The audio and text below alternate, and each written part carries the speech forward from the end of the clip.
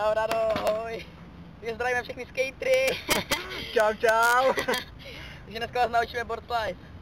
To je Marta Hřivna, To je Ráďa. Já jsem Ráďa. Boardslide není to moc těžký trik, dá se to dělat všude na lavičkách, na týčkách, prostě všude v parku, na streetu. Tak začneme takhle, Čaj, objasni nám techniku.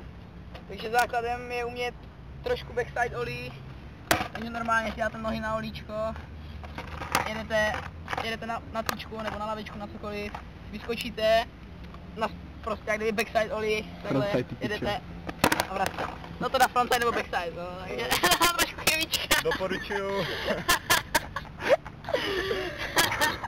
Doporučuji začínat na menších railech, nic velkého z začátku ne. No, jasně, no. Tak já bych snad vložil nějakou historickou vložku. Tento trik vymyslela princezna koloběžka kolem 17. století. Jo. Viděla tam nádherný zábradlí, řekla pičo, tak to jo. Skočila na to a vznikl z toho boardslide. Ještě jednou oprava, že jedeš na týčku, na lavičku, na cokoliv, vyskočíš, ollie, frontside ollie na týčku a vracíš. Buď do fakey, nebo na normál, to už na tobě. Takže jdeme na plast. Jdeme na plast.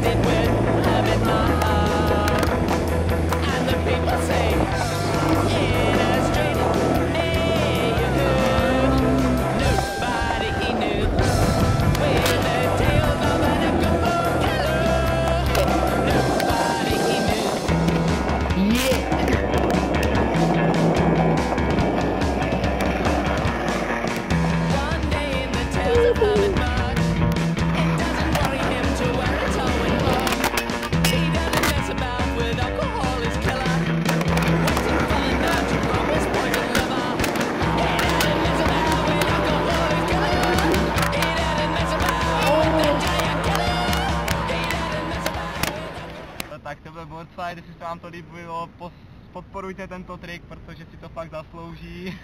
Čaj, máš slovo.